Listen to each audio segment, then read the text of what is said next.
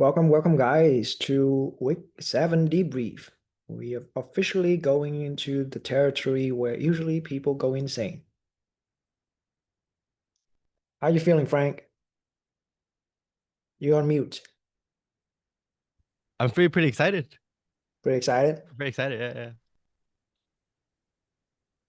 Yeah, there's been some discussion at the campfire, at the cafe talk too. We talked a little bit about some of the responses I've been getting on the video. Yeah. And, Were and you surprised? actually, I went in when I was making this video. I was like, I wouldn't have uploaded this like a year ago. There was still Mm, like a sense of wanting to protect the realization brand, even though I've been pushing boundaries for a while. But I realized when I looked at people's like I just kind of looked it up like, okay, there's a lot of threads on Reddit about the stigma of especially dating strippers. A lot of men get like stigmatized for dating strippers. I was like, damn, this is gonna be like spicy. I was like, you know what? I don't at this point I don't care anymore. Like I needed this controversy for a while. It's like the last time I felt like this with this amount of hate was probably like 2010 with like Vivian when we were just like doing the crazy shit in Taiwan. mm. Yeah, this is I think you may need to live stream 30 minutes of you bowing down, apologizing. I don't know if this one is that severe yet, but I don't want to reveal too much. But there's been some Dharma communicators that are talking too, and Oh, and oh, it's kind of the way it seems is like I'm not saying like I don't have any blind spots, but the way they were coming out and talking about the situation, it's kind of clear that they're assuming a lot of stuff basing on their own beliefs about me, about conditioning, about their I don't know. It's just it kind of showcases their blind spot, and then it was pointed out to them, and then they were like, "Oh yeah, I never saw that." yeah, yeah. Yeah, but Mm. I don't know, man. It's interesting, I guess. Yeah, I didn't expect that many hate comments, but I expected a lot of hate comments, but that's also why I decided to like just upload it. Yeah, I see. And it's also not just hate comment, right? There's also some catching up to do between what has been going on with your life and what is the content that is you put out. And now I think it's like for the Yep. first time since I don't know since forever that you are putting something out that you are living and not like a some sort of a like as we talked about before how Mm. Mm. often your content is lagging behind 6 months to like even more. Yeah, this is real time. Yeah, in a sense. Yeah. So in that way, this is real time. And of course, there's also there was discussion in Campfire yesterday, and there was also I know that you guys talk about in the BFF show Mm. um, as well. So there's also a lot of things to sort out and flip a lot of karma because I think this is also where we are mm, discerning clearly Mm. what's going on, what's our intention. Do we know what we're doing? Are we willing to take responsibility for the choices and action that we have Mm. taken? Right? Yeah, yeah, totally. Yeah, I'm down for that. Yeah. Yeah, but it's also interesting that yeah, going into week 7 around that time, crossing the chasm. It's also a lot going on with CC. It's not just like this, right? And then that week when I was editing, I was like, yeah, I think some shit's gonna go down, not just with me, but with CC, with the people I'm tangling with maybe the world. I don't know. It just seems like every time this kind of stuff happens, the way I observe them is just like everything's in sync, for better, for Yeah. worse. And then there's just some things that it's a perfect opportunity, actually, to grow, to incubate. Mm, Yeah, yeah, and you yeah, start to see the patterns. That's outside of just this one particular cause and conditioning. yeah. Cause and effect. Yeah, and maybe to like not necessarily playing devil advocate per se, but there's also a lot of legitimate like concern about these kind of issues, right? Because there's many cases of abuse, of power dynamics, of ethical boundaries and whatnot that needs to be addressed. Yeah. Now, we're not going to address all of that in today's Mm. call, number one, because that's also not the main focus of it, but also this will be an ongoing thing, right? It's like with Mm. you launching that video, I was seeing like, okay, you officially like showdown with the other communicators. Like, okay, let's really talk about it. Let's see how how clear our view is. Maybe, yeah, yeah, yeah, yeah. I think At so. least from my perspective, I see that as that perspective. But I'm also saying that even within CC, there's going to be many conversations. It's not like immediately that we clear on this because there is a lot of things to address, right? Big commas to flip. Yep, yep. So But okay, that's I'm excited. yeah, yeah. I guess that is quite exciting in that way. So there's also this topic today, crossing the chasm. Of how now we just mentioned about the twilight zone of last week, how we are going into that period where we're kind of uncertain, and how now that zone now is where we are firmly planted our entire cohort in, and a lot of things are opening up, a lot of things that we're contending with. Either that is different in perspective, different in ideology, within ourselves even. Like, do I still care about the thing that I said I care about? Or is that something changed that now I no longer resonate with what and who I was? There's some communication in the discussion that like, oh, even my goal of coming into CC is already changed. Now it's about something else, right? And also to recap about what's going on with CC within CC is also Frank's new direction with this new videos that we were just discussing about how it's I think it's generating a lot of opportunities for us to strengthen our bond by talking, addressing this, and like really sharing our perspective. And like we were saying, we just had that in the campfire last night, and also the secret Frank Yang show also addressed this within CC, and also more conversation to be had moving forward as well. Because right now it's still very, very hot. There's also Training with Tyson hit episode number 2. Very exciting for this new iteration. And essentially, if you guys haven't been aware of it, is every Tuesday uh, for about 1 hour, Tyson will guide and review a lot of training modalities. It started with one campfire 2 weeks ago, but now, yeah, it's become a weekly thing where you can show up and really see how when we mean contemplative CrossFit, the part about physical fitness is not an analogy. Like it's an actual training to stay embodied. And that's like one of the things that I guess Frank really got going for him in terms of the strength of his realization. It's just he got muscle. Hard to kill, hard to be like collapse in that way. Yeah. So we got this thing going on, and I'm very excited for this. And I'll be joining that every Tuesday because I also want to really recommit myself to this embodied learning and seeing how this leads to healing. This leads to I just have a conversation with Tyson right before this, discussing about recently with more things ongoing. I see how embodied, like the embodied cognition, the ability to stay with our experience, really require us to also look at into training, but also to train in a way that has playfulness, that has the kind of gentle care that we put for ourselves, and not always about performance or pushing a certain numbers or looking a certain type of way. I know we have different training goals that has different phases and whatnot, but I was just sharing with Tyson how right now when I think about training and exertion, it could actually be a very like a type of self-care actually, like a type of allowing ourselves to take stock about well-being and have an action plan to improve upon it. And right now, maybe a lot of things that we're contending with are very, very uh, difficult terrains of the space element. And perhaps what's required is more exertion to process faster, like to be more effective in going through our karma, going through our emotions and oscillations. We just need to run. Yeah. How's your training been, Frank? I know that you've been hitting new PR as well. Yeah, yeah. But this week I've been busy editing, just trying to get that video out. So I haven't been training this hard this week, but my training's been really good actually.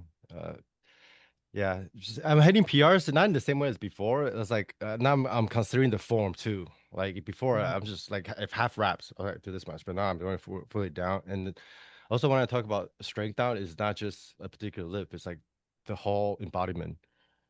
Yeah, the whole embodiment in terms of Yep. like for example, like you were saying like the exertion thing or the realization fitness. I think of if I read those comments like 2 years ago, I'll probably be pretty upset. Mm, 2 years ago, yeah. I mean, when I was in Taiwan, I was so upset but that was 10 years ago. I was so upset, like I wanted to kill myself. Like, oh my God, nobody understands me, and like literally go like completely berserk. Wanted to jump out the window, making videos like without any kind of consideration for how am I gonna respond to the audience, and it got me more into trouble, and just like straight up talking shit to people online. But just kind of the strength to handle that kind of stuff, the afflictions, it definitely increases too. Yeah.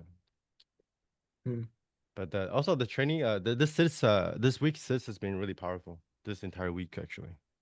mm, Yeah, feeling like definitely a new benchmark in terms of like yogic and ability to listen and to really the clarity has been. I know in a way there's you can't really be more clear, more lucid, but you kind of can actually. Just the amount of little things that you can be attuned to was quite astounding this week. It's very subtle, not like something that you can talk about and just be like, hey, look, I have this experience, that experience, but just like, oh, yeah. So yeah, it's like you can't they go fit hand in hand. Yeah, they go hand.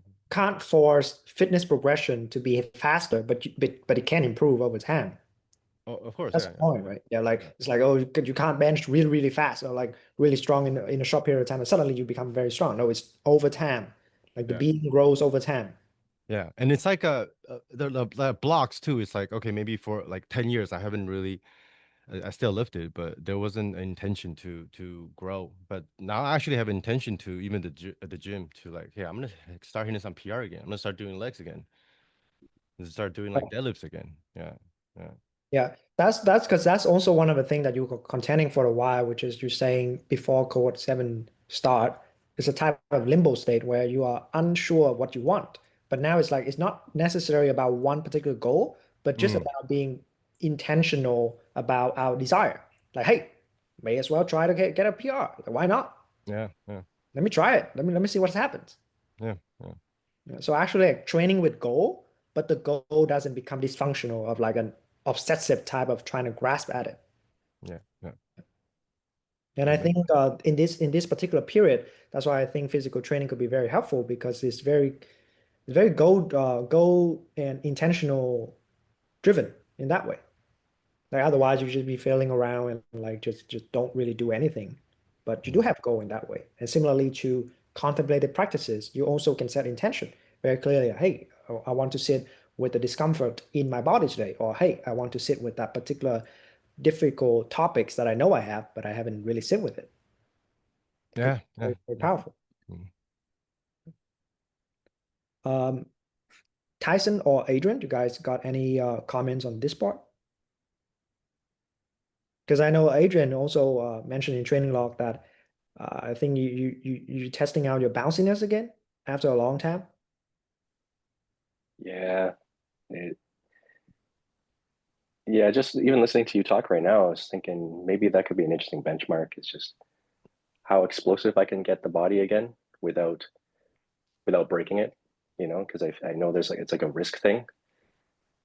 So lately, I think my training I felt just more athletic. Like it's already pushing my assumptions of like what's appropriate for this body at this age. I'm 39 now. Haven't been competitive for like 20 years. Or maybe 15 years. So it's a long time, but I still feel like there's capacity to push,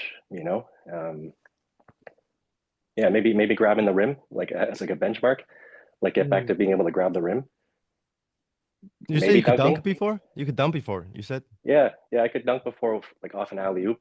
uh I couldn't go up with the ball like by myself, so just like either someone can throw a really perfect pass, I could put it in, but it's been a long time, so but I think grabbing the rim would be like a realistic goal. I think I can work towards that, probably, 2-3 months of specific training. Yeah. When was the last time you actually did any kind of jumping or plyometrics training? Maybe 6 years ago, Oh, like okay. actual consistent, like box jumps, plyometric, sprinting, probably 6 years ago. Yeah.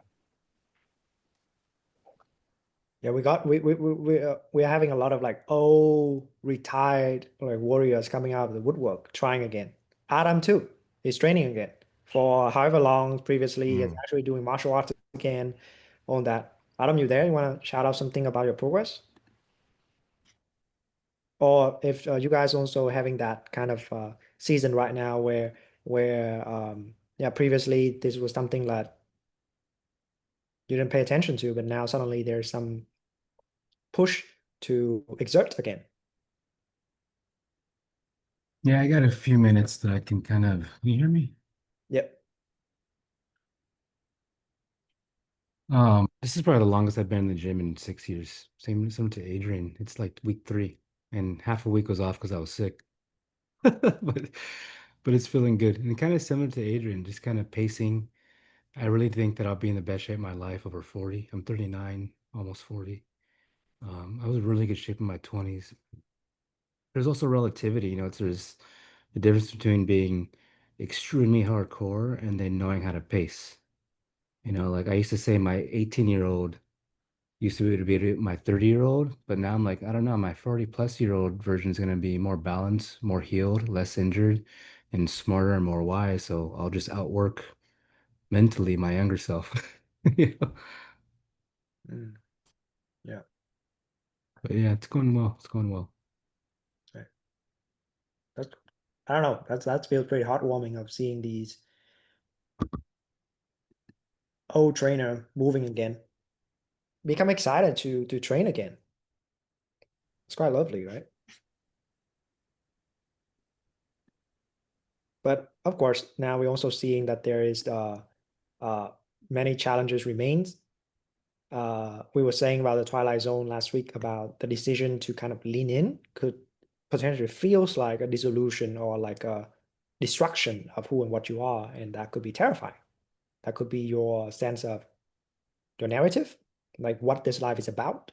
That could be the sense of what the war is about and what's good, what's right, what's wrong, and all those things. And it just get quite confusing and disorienting about this territory. How do you know where to turn? Right. So then we see that, okay, all the training of earth, water, air, the ability to stay grounded in your direct experience, the ability to glide, your range of emotions, and your ability to see and cognize the context in which you are in, the meaning making structures, so that when the fire training of phase 2, leading up to you having the ability to sit with your perspectives, your point of view, and you seize it. But now it's like not just in a session, but ongoingly throughout our life. Because many people have been reporting that, yeah, the training doesn't really stop when, say, you open your eyes, you do the cool down. In the discussion, training continues. After the session, you come back to whatever work, responsibility, family dynamics that you have, the training continues. Can you right there and then seize the point of view that's trying its hardest to cling, to crave, to be conceited? So then the fitness of the fire element training now is ongoing. But can we do that? Right. Then become now this phase 2 training leading to now like the space opens up that total training is upon us. And that's why we may find this territory very challenging. So popping the known. What's going to happen when what we consider to be true, to be our life, just pop, falling into that disequilibrium of there's no script at this part of the game. You don't know what's happening. Now, how do you sit with this? How do you sit with this sense of uncertainty? How do you sit with an element that cannot be conceptualized? How do you conceptualize that? Because a lot of us now is back to mental proliferation, trying to figure out the space element thing. And especially if we feel like our acolytes, some of them, our peers, some of them are getting it, and you feel very confused, how are you sitting with that? Yeah. Would there be a certain projection of envy, jealousy? Would there be the capacity to rise to the occasion? And then we see that there's many reporting about how we've been feeling. Could be restless, sleepy, trying to gathering, feeling like all over the place. But I guess the main theme right now is just restless. It's fighting hard, even though we're saying that it's all about resting and recognizing, but right now we can't seem to really rest, or if we do rest, it's just restlessness that we find. So how do we sit with it, right? So when we see that in that territory of restlessness, doubt become the training ground, it's very natural of us having to recontextualize our life, recontextualize the training, recontextualize our relationship with the people here in our cohort, with people in our life, and all those things. So then I was just saying in one of the discussion this week is actually doubt is not the opposite of belief or faith in that way. Doubt is the training ground in which you are having to decide between disbelief, which is given this new evidence, this new experience, do you like disassociate and lean out, like refuse, or you lean in and cultivate faith? Doubt become that question mark that's now made possible for you to cultivate faith. But will you cultivate faith is then the tension of doubt, right? Which is nobody can decide this for you. Do you actually want realization or not? Now we're seeing like, oh, I think I'm starting to see what it entails and the type of ultra accountability and responsibility that it requires for me to answer that question. And I don't know, I would want that actually. Like we were saying last week about how comes if this is so conceptually and conceptually obvious, it's not really anything complex about it. How comes we reject this truth? How come we disbelieve our own realization? How come we choose ignorance? Right. So then doubt becomes the training ground. So then the next question, I guess, for this phase is how do we traverse and navigate this doubt? Is then the topic of renunciation. What do we really lose when we let go? Shout out to Ziad. He has a very wonderful sharing on his training log that I read. Is how Ziad was seeing in his sit, there was a sense of a conversation with Mei Chang, and how he was contending with a lot of his fear, and it was the fear of losing his son. But then, if what he conceptualized to be his son is also not what it seems, then it's also impossible to lose him. So then how do we sit with this, like the completely different notion of what our ontology even is? Are we just these aggregates, or are we something beyond it? You're on mute. You mean losing the sun? And I haven't read that log yet, but losing the sun is in like ontologically, or is this like... just this fear of like, if I truly let go and so-called recognize emptiness, would I lose everybody that I love? Oh, okay, yeah. But then if we see that if we recognize emptiness, then we never lose anybody ever. Yeah, it just get more intimate actually. Most of the time. Sometimes But you then it's dissociate. become right this, right? Like, but now we're having that, like, oh, I don't know, man. Like, you can say that, but I don't know. It hasn't happened for me yet. So we're back in the doubting thing in the middle. It's still a choice. It's still a chasm for us to cross. Yeah, I think part of it is the willingness to let go, actually. The willingness to... Yeah. That's kind of important, I think, but that's hard, I guess. Yeah. So what do we lose when we let go, right? Do we lose our sense of a very promising career that's waiting for us? Do we lose the sense of like certain impact we want to make into the world? Do we lose a sense of purpose and passion? Do we lose our loved ones? Like, do we lose love? Would I become disassociated and I just don't care about people anymore because or whatever, right? We have all these kind of contemplation that is happening and driving our proliferation. Or maybe right now we don't feel much because we don't even want to contend with that type of conversation within us. I want to skip over this.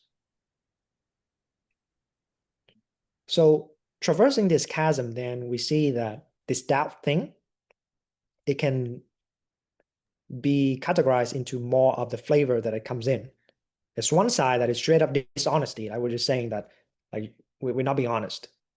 There's things that happening, people are noticing, people in the bootcamp are pointing to us, but we're like, I can't see that. Interesting. I can't see what you're trying to tell me. Now, if we have a good relationship going on, then maybe we can come as we are and got to recognize that. But doubt can also comes in the sense of aversion. So like when we get pointed out, we literally get triggered. We don't want that pointing out. Or just can straight up become a distraction right now. Just like suddenly things get very busy and you want to look over there. And suddenly like, oh, I've got to do this thing. But like, do we really got to do that thing right now? Like, yeah, right. So the doubt thing is very interesting how like in the process of trying to contend with between disbelieving and having faith, we can become distracted. We can become dishonest. We can become very adversarial. So then traversing to that chasm, okay, we're just saying about how if we're just roaming around doing busy stuff, can we set intention again? Am I actually being intentional or am I just like chasing distraction? We got to see, right? Is it actually mapping into a coherent desire for me? Or is it kind of like just, I don't know, I'm just all over the place? Or do we actually come as we are right now? And having that certain type of conversation that could be very uncomfortable. And for the aversion, which I think could be the hardest one, because we resist this, is that can we be a good sport? Potentially we'll lose stuff, right? Being a loser, can we accept that with grace? Can we accept the pointing out, like the whole thing in previous week 6 debrief, we talk about slapping, we talk about allowing certain people to point things to us that's very violent to our being. It feels violent. But can we be a good sport? Can we not get own defensive and actually rejecting what we say we want? And then contending with all these conflicting desire. One side go over here, the other side go over there. And now we just strangle us in the middle.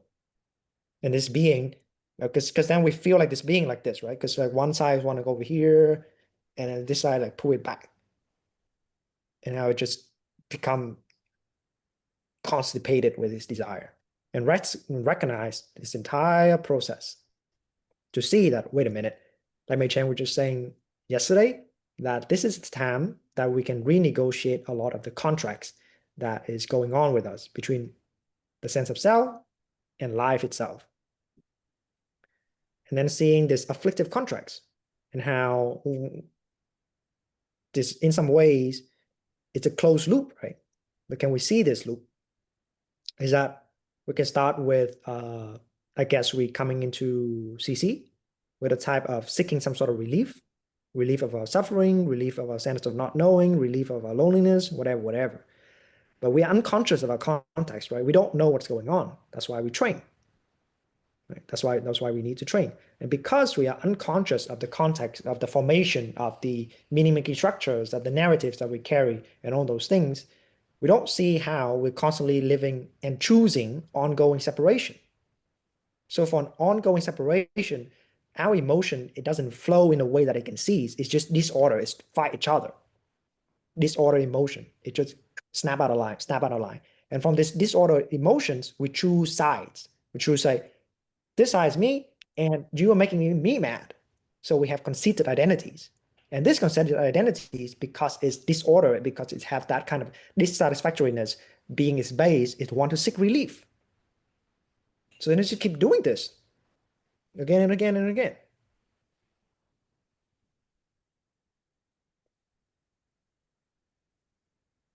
Right.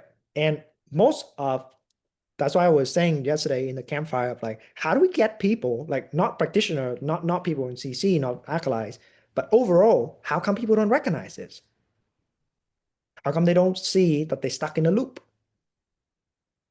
It can seems like it's getting better. Like, I mean, seeking relief can also be they setting goals, they're doing these things, but somehow when they contend with their context, they still have that kind of unwillingness to examine their assumptions. How come people are narrow-minded and protective of their worldview? Then we see that, okay, they want to choose separation. They want the us versus them, me versus you. So then they can play whatever game that they got going on.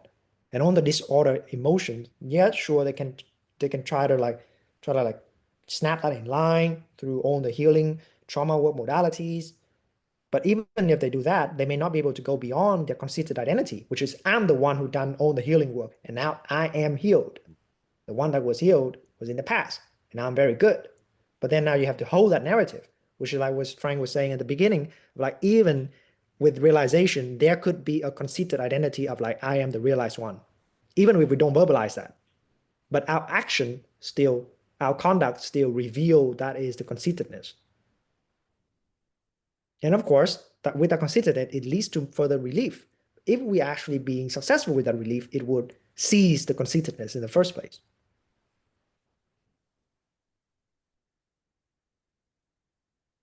Or So we how do we? just double down and Yeah, or do we double down? double down and We reinforce double it. down and we are not aware about doubling down. Yeah, or because they feel the discomfort when that identity, the view gets triggered, and then they find some kind of way to relieve it, strengthening the view. Yeah. And this doubling down is right there, like unconscious was doubling down, and then not seeing that you're choosing to separate from the thing that get away from me. Right? We're doubling down in this direction and push that away, generating that split. And from that split now, you have all the emotion that you got to contend with. And then it generates conceit of I am over here, you stay there. Don't get near here. And we do that also intrapersonally within our multiple selves. Like parts of ourselves don't talk to the other parts.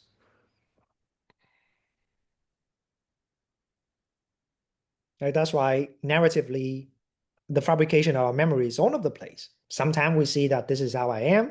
The other times, like, wait a minute, I'm not like that. This is all these identities, just unreliable narrator. You just keep telling stories, edit after a while, and then wait a minute, I'm not like that. Wait a minute. Yeah, and then we have all the kind of remembrance, reawakening, because now all the different parts are getting stitched up again. Remember, instead of being dismembered in that way, right? So then we talk about realization fitness of how much we can recognize this cycle. Like if right now we start with blackout, we literally cannot see this. You're like, it just feel mundane for me right now. If you say this is happening, I guess it's happening, but I can't see it. So it's just blackout right now. We open our eyes and we still blinded. So then with blacking out, can we at least generate an intention of like, I don't know the full story. I don't really see it right now, but I can plant a seed of faith and grow it. I can set an intention to see for myself and train with intentionality in that way. And as that lucidity is starting to increase to become partial lucidity, like just a little bit more and more and more. And we're in the conversation of can we cultivate merit and wisdom?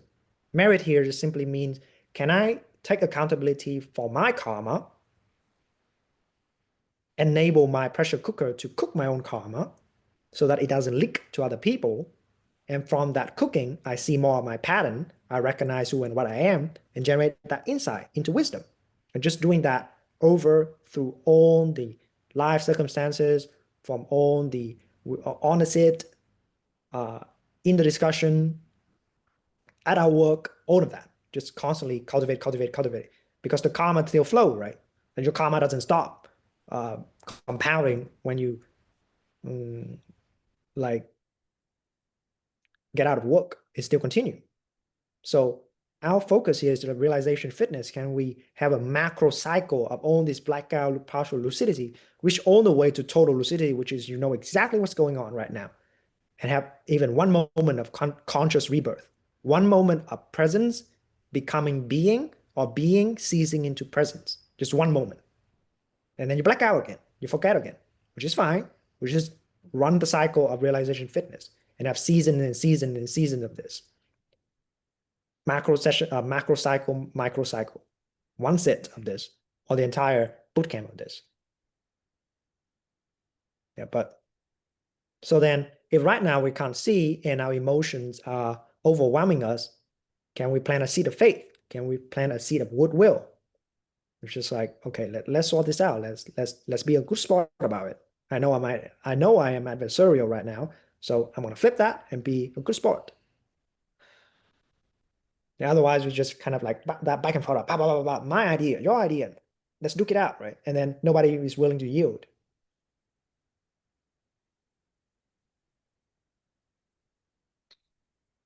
So then we see with that realization fitness of all the training we've been doing lead up until week 7, we got introduced to these earth, water, air, fire. From and then going into the presence and being first, present later, and now we're talking about space. But I guess let's review on this process of how this training has led up to this moment. So for Earth, we're starting to see that, okay, first thing is making contact and seeing how you're making contact with your feeling. If you really can see your contact, you're starting to see the 6 sense spheres constantly producing your contact. Always, constantly. Right now, the moment just now, and the moment that's about to come. The 6 sense sphere, upon that, generate contact for you to coming into to your feelings. And we start that training with just a simple reassociation with whatever's going on, not trying to get it to any particular state. But then by the byproduct of reassociation is the calming, taming of our chattery mind. Once that stillness or the ground of stability is established, we move to the water element training. And with that water element of training, you see immediately that feelings can't just be feeling because of whatever reason. At that point, we don't know yet, but there's craving. There's a certain twist to that feeling to go in this direction. And then we keep wanting to go to that direction, or we want to avoid that direction. So there's a clinging for that to be, or clinging for that not to be. And from that, like this, now this side is starting to produce certain becoming. It's starting to generate all the mental thought patterns, the proliferation, the mapping of meanings to the point that we're starting to see like, oh, air element from becoming, we're starting to see also how now comes forms become formations, structures of narratives. This is what the situation is about. Of course, consciousness and name and form is much later on, but at the moment of air, at least we know that there is a certain sense of like from that formations, I'm starting to see what's going on here. And my seeing is a split consciousness. Like I'm over here trying to observe over there. And from that split consciousness, we see that we can't stop this labeling process. It's just automatic. Immediately oh, and then we will, in the element training, if you guys recall, we'll see like just line, and we immediately see like, oh, that's a strong line, that's a weak line, that's a scary line, that's a hilarious line. We just name and form immediately. So when it comes to fire element training, now we're seeing how there's a birthing process from that becoming. Now is actually to slow down before becoming and the formation. Can we slow it down and actually see how there's a process of birth? Like a process of taking an identity and like, this is who I am. This being is me. But we're unconscious of that, right?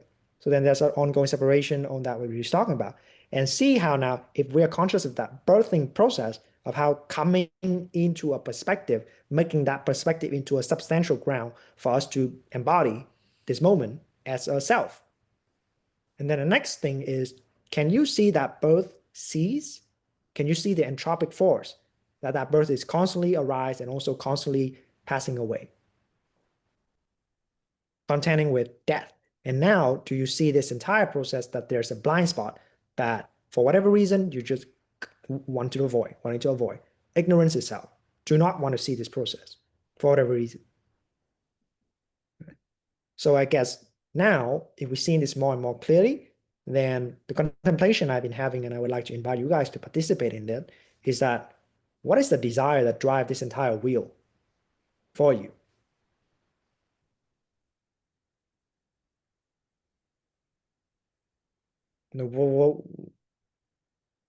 How come the realization is not here yet for you?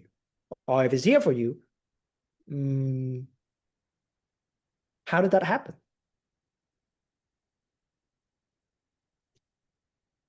So let's have about 30 minutes of our breakout room. We haven't done that last week, so I think it could generate some room here so that we can have more sharing. I'll stop sharing here, and we'll have 3 rooms. So Frank, I have enabled you to record. Please record your room. Albert, you will be room 2. Can you record your room? And I will be room number 3. So we have 3 rooms that we can chat about this, which is what is the desire that's driving our show that's literally refusing to recognize what's going on. And let me generate our room real quick.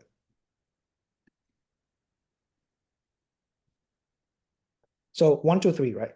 1 is Frank, 2 is Albert, 3 is Khan. And we'll meet here in about 30 minutes.